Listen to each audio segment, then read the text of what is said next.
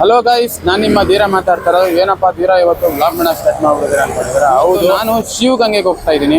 So ಏನಪ್ಪ ನನಗೆ root ಗೊತ್ತೇ ಇಲ್ವಾ, ಶಿವಗಂಗೆಗೆ ಏನು ಇವತ್ತು ರೂಟ್ ತೋರಿಸ್ತಿದ್ದಾನೆ, ಗೂಗಲ್ ಮ್ಯಾಪ್ ಹಾಕೊಂಡ್ರೆ ಹೊಂಟೋಗ್ಬಿಡ್ಬೋದಲ್ಲ ಅಂತ ಅನ್ಕೊಂಡಿದ್ದೀರಾ. ಆದರೆ ಇವತ್ತೊಂದು ಸಸ್ಪೆನ್ಸ್ ಮತ್ತು ಥ್ರಿಲ್ಲಿಂಗ್ ಆಗಿರುತ್ತೆ.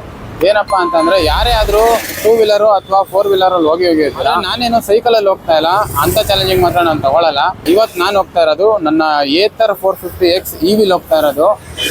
ನಾನು ಬಂದುಬಿಟ್ಟು ಮಾಗಡಿ ರೋಡಲ್ಲಿರೋದು. ಮಾಗಡಿ ರೋಡಿಂದ ಶಿವಗಂಗೆಗೆ 50 ಕಿಲೋಮೀಟರ್ಸ್ ಆಗುತ್ತೆ. So up and down 100 kilometres ಆಗೋದ್ರಿಂದ ಈಗ ನನ್ನ ಗಾಡಿ ಬಂದುಬಿಟ್ಟು ರೇಂಜ್ ಕೊಡೋದು 110 ಕೊಡುತ್ತೆ. ಅದು ಸ್ಮಾರ್ಟ್ ಇಕೋದಲ್ಲಿ ಹೋದರೆ 100 ಕಿಲೋಮೀಟರ್ ಕೊಡುತ್ತೆ. ಸೊ ನಾವು ಚಾರ್ಜ್ ಹಾಕಲೇಬೇಕಾಗುತ್ತೆ. ನಾವು ಎಲ್ಲಿ ಚಾರ್ಜ್ ಹಾಕೋದು ಅಂತ ಎಲ್ಲ ನೋಡ್ಕೊಂಡಿದ್ದೀವಿ. ಮತ್ತು ಯಾರು ಎಲೆಕ್ಟ್ರಿಕ್ ಗಾಡೀಲಿ ಶಿವಗಂಗೆಗೆ ಹೋಗೋರು ತಪ್ಪದೇ ಈ ವಿಡಿಯೋ ನೋಡಿ. ವಿಡಿಯೋನ ನೀವು ಎಂಡ್ವರೆಗೂ ನೋಡಿ. ಮತ್ತೆ ಲೈಕ್, ಶೇರ್, ಸಬ್ಸ್ಕ್ರೈಬ್ ಮಾತ್ರ ಮಾಡೋದು ಮರಿಬೇಡಿ. ನನ್ನ ಗಾಡಿಲಿ ಈಗ 94% ಇದೆ. ಅಂದ್ರೆ ಇಕೋ ಮೋಡಲ್ಲಿ 98 ಕಿಲೋಮೀಟರ್ ಅಷ್ಟೇ ಹೋಗಕ್ಕಾಗಲ್ಲ. ನಮ್ಮ ಡೆಸ್ಟಿನೇಷನ್ ಬಂದು 48 ಕಿಲೋಮೀಟರ್ಸ್. ಸರಿ ಆಯ್ತು ಅಂತ ನಮ್ ಗಣೇಶಂಗೆ ಕೈ ಮುಕ್ಕೊಂಡು ಚಾಲೆಂಜ್ ನ ಸ್ಟಾರ್ಟ್ ಮಾಡ್ತಾ ಇದೀವಿ. ನನ್ನ ಫ್ರೆಂಡ್ ಆಗ್ಲೇ ಕಣ್ಣಾಕ್ಬಿಟ್ಟು ಕೇಳ್ತವನೆ, ಮಗ ನೀನ್ ಮಾತ್ರ ಚೆನ್ನಾಗಿರೋ ಹೆಲ್ಮೆಟ್ ಹಾಕೊಂಡಿದ್ಯಾ, ನನ್ಗೆ ಒಳ್ಳೆ ತೋಕ್ಲಾಂಡಿ ಹೆಲ್ಮೆಟ್ ಕೊಟ್ಟಿದ್ಯಾ ಅಂತ ಅಂದ. ಮಗ ನಮ್ದು ಲೋ ಬಜೆಟ್, ಅದಕ್ಕೆ ತಾನೇ ಎಲೆಕ್ಟ್ರಿಕ್ ಗಾಡಿ ಹೋಯ್ತಿರೋದು ಅಂತ. ದುಶ್ಮನ್ ಕಹಾಹೆ ಅಂದ್ರೆ ತಲೆ ಮೇಲೆ, ಯಾಕಂದ್ರೆ ತಲೆ ಮೇಲೆ ಇದ್ದಿದ್ದು ತೋಕ್ಲಾಂಡಿ ಹೆಲ್ಮೆಟ್ ರೋಡಲ್ಲಿ ಬಿದ್ದೇ ಹೋಯ್ತು. ನಾವು ಹೆಲ್ಮೆಟ್ ಹಾಕೋದು ಮುಖ್ಯ ಅಲ್ಲ, ಯಾವ ರೀತಿ ಹೆಲ್ಮೆಟ್ ಹಾಕ್ತಿವಿ ಅನ್ನೋದು ಮುಖ್ಯ ಆಗುತ್ತೆ. ಅದಕ್ಕೆ ಇದೇ ಸಾಕ್ಷಿ. ಸುಮಾರು ಮೋಟೋ ಬ್ಲಾಗರ್ಸ್ ಎಲೆಕ್ಟ್ರಿಕ್ ಗಾಡಿನ ಔಟ್ ಆಫ್ ದ ಸಿಟಿ ತರಕ್ಕೆ ಆಗಲ್ಲ ಅಂತ ಹೇಳ್ತಾರೆ. ಆದ್ರೆ ನಾನು ಇವತ್ತು ತಂದಿದ್ದೀನಿ. ಇವಿನ ತಗೊಳಕ್ಕೆ ದುಡ್ಡಿದ್ರೆ ಸಾಲಲ್ಲ, ತಾಳ್ಮೆನೂ ಇರಬೇಕಾಗುತ್ತೆ. ಯಾಕಂದ್ರೆ ಪೆಟ್ರೋಲ್ ಗಾಡಿ ತರ ನೀವೇನಾದ್ರೂ ಇವಿನ ಓಡ್ಸಕ್ ಹೋದ್ರೆ ಮೈಲೇಜ್ ಬರಲ್ಲ. ಯಾಕಂದ್ರೆ ಇವಿ ಓಡ್ಸಕ್ ಅಂತಾನೆ ಒಂದು ವೇ ಇರುತ್ತೆ, ಹಂಗ್ ಓಡ್ಸಿದ್ರೆ ಮಾತ್ರ ಮೈಲೇಜ್ ಬರೋದು. ಫೈನಲಿ ನಾವೀಗ ನಮ್ಮ ಡೆಸ್ಟಿನೇಷನ್ಗೆ ರೀಚ್ ಆಗಿದ್ದೀವಿ.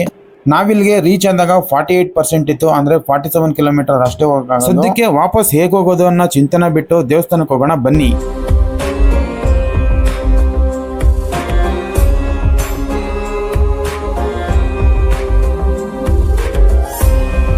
ನಾನ್ ಬೆಟ್ಟ ಹತ್ತಕ್ಕೆ ಸ್ಟಾರ್ಟ್ ಮಾಡಿ ಇನ್ನು ಕಾಲ್ ಭಾಗ ಆಗಿರ್ಲಿಲ್ಲ, ಅಷ್ಟು ಬೇಗ ಸುಸ್ತಾಗೋಯ್ತು. ಇಲ್ಲಿ ನೋಡಿದ್ರೆ ನಮ್ ಮಂಕ್ರಪ್ಪಣ್ಣ ಕಾಲ್ ತೋರ್ಸ್ಕೊಂಡು ಕಾಲ್ ಕೆರ್ಕೊಂಡ್ ಕೂತಿದ್ರು. ಹಂಗೆ ಬೆಟ್ಟ ಹತ್ಕೊಂಡು ಒಳಕಲ್ ತೀರ್ಥ ಹತ್ರ ಬಂದ್ವಿ. ಅಲ್ಲಿ ವಿಡಿಯೋ ಮಾಡ್ಬಿಡಿ ಅಂತ ಹೇಳಿದ್ರು.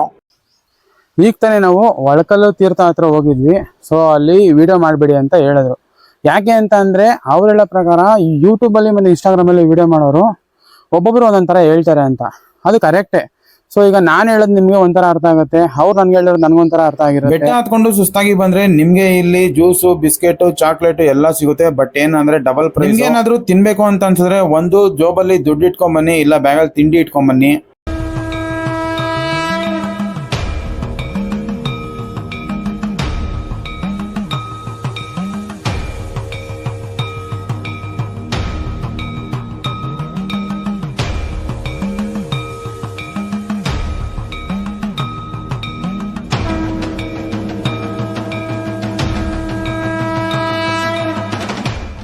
ದೇವಸ್ಥಾನಕ್ಕೆ ಹೋಗೋಕ್ಕಿಂತ ಮುಂಚೆ 48% ಇತ್ತು, ಈಗ 47 ಆಗಿದೆ. ಅದೇ ನನ್ಗೆ ಹೊಸ್ತಾಗಿರ್ಲಿಲ್ಲ. ಇನ್ನು ಟ್ರೆಕ್ಕಿಂಗ್ ಅಂತ ಬರೋರು ದಯವಿಟ್ಟು ಸಮ್ಮರ್ ಸೀಸನ್ ಅಂತೂ ಬರಕ್ ಹೋಗ್ಬಿಡಿ, ಹೆವಿ ಬಿಸಿಲಿರುತ್ತೆ. ಬರೋರು ಮಾನ್ಸೂನ್ ಸೀಸನ್ ಅಲ್ಲಿ ಬನ್ನಿ, ವ್ಯೂ ಅಂತೂ ಸಖತ್ತಾಗಿರುತ್ತೆ, ಫುಲ್ ಗ್ರೀನರಿ. ಏನಪ್ಪ ಇವನು ಹೋಗಿದ್ದು ಆಯ್ತು ಬಂದಿದ್ದು ಆಯ್ತು, ವಾಪಸ್ ಮನೆಗೆ ಬೇರೆ ಹೋಗ್ತಾ ಇದ್ದಾನೆ. ಗಾಡಿನ ಏನಾದ್ರು ಮನೆಗೆ ತಳ್ಕೊಂಡು ಹೋಗೋ ಪ್ಲಾನ್ ಏನಾದ್ರು ಇದೆಯಾ ಅಂತ ಅನ್ಕೊಂಡಿದ್ದೀರಾ? ನಾನು ಆಗ್ಲೇ ಹೇಳ್ದಾಗೆ ರೈಟ್ ಪ್ಲಾನ್ ನ ನೋಡ್ಕೊಂಡು ಬೇರೆ ಎಲ್ಲವಲ್ಲ, ನಮ್ಮ ಟಿ ಬೇಗೂರ್ ಹತ್ರ ಇರೋ ಪಾಕಶಾಲಾ ಹತ್ರ ಬನ್ನಿ ತೋರಿಸ್ತೀನಿ. ಶಿವಗಂಗೆಯಿಂದ ಪಾಕಶಾಲಾಗೆ ಜಸ್ಟ್ 12 ಕಿಲೋಮೀಟರ್ಸ್ ಇದೆ. ಎಂಟ್ರಿ ಆಗಿದ ತಕ್ಷಣ ಕಾರ್ ಪಾರ್ಕಿಂಗ್ ಕಡೆ ಹೋಗ್ಬೇಕಾಗುತ್ತೆ. ಇಲ್ಲಿ ನಿಮ್ಗೆ ಏತರ್ ಗ್ರಿಡ್ ಮಾತ್ರ ಅಲ್ಲ, ಓಲಾ ಚಾರ್ಜಿಂಗ್ ಮತ್ತೆ ಕಾರ್ ಚಾರ್ಜರ್ ಕೂಡ ಅವೈಲೇಬಲ್ ಇದೆ. ನಾನು ಅಲ್ಲಿಂದ ಇಲ್ಲಿಗೆ ಬರೋಷ್ಟರಲ್ಲಿ 35% ಅಷ್ಟೇ ಉಳಿದಿದ್ದು. ಈಗ ಚಾರ್ಜಿಂಗ್ ಸ್ಟಾರ್ಟ್ ಮಾಡಿದೀನಿ. ಸರಿ ಹೊಟ್ಟೆ ಹಸಿತಿತ್ತು ಅಂತ ಒಳಗಡೆ ಹೋಗಿ ಒಂದ್ ಗೋಬಿ ಮಂಜೂರಿ, ಒಂದ್ ದೋಸೆ ತಗೊಂಡೆ. ಬಜೆಟ್ ಬೇರೆ ಮೀರ್ಬಿಡ್ತು. ನನ್ನ ಫ್ರೆಂಡು ನನಗೆ ತಿನ್ನೋದ್ ನೋಡಿ ಹೆಂಗ್ ತಿಂತಾನೆ, ನನಗ್ ನೋಡಿದ್ರೆ ಒಳ್ಳೆ ತೋಕ್ಲಾಂಡಿ ಹೆಲ್ಮೆಟ್ ಕೊಟ್ಟವನೆ ಅಂತ ಹೇಳಿ ಪೇ ಮಾಡಿ ಆಚೆ ಬಂದ್ ನೋಡ್ತೀನಿ ಚಾರ್ಜಿಂಗ್ ಆಗಿತ್ತು. ಇಲ್ಲಿ ನೋಡಿದ್ರೆ ಒಬ್ರು ವೆಯ್ಟ್ ಮಾಡ್ತಾ ಇದ್ರು. ಸರ್ ಏನಾಯ್ತು ಅಂತ ಕೇಳಿದ್ಗೆ, ಸರ್ ಯಾಕೋ ಗಾಡಿ ಚಾರ್ಜ್ ಆಗ್ತಾ ಇಲ್ಲ ಅಂತ. ನಾನು ಹೋಗಿ ಚೆಕ್ ಮಾಡಿದೆ, ಯಾಕೋ ಚಾರ್ಜ್ ಆಗ್ತಿರ್ಲಿಲ್ಲ. ಸರಿ ಆಯ್ತು ಅಂತ ಅವ್ರು ಒಂದ್ 2 ನಿಮಿಷ ವೆಯ್ಟ್ ಮಾಡಿ ಹೊರಟ್ರು. ಓಕೆ, ಇಷ್ಟೊತ್ತರ ನೋಡಿದ್ರಲ್ಲ ಫ್ರೆಂಡ್ಸ್, ಬೆಳಗ್ಗೆಯಿಂದ ಸಾಯಂಕಾಲದವರೆಗೂ ಏನ್ ಮಾಡಿದ್ವಿ ಅಂತ. ಇದೇ ತರ ಚಾಲೆಂಜಿಂಗ್ ವಿಡಿಯೋಸ್ ನ ಅಪ್ಲೋಡ್ ಮಾಡ್ಬೇಕು ಅಂದ್ರೆ ನೀವು ಮಾಡ್ಬೇಕಾಗಿರೋದಿಷ್ಟೇ, ಸಬ್ಸ್ಕ್ರೈಬ್, ಲೈಕ್, ಶೇರ್, ಕಮೆಂಟ್ ಮಾಡೋದು ಮಾತ್ರ ಮರಿಬೇಡಿ. So thank you, stay tuned, Dheera signing of.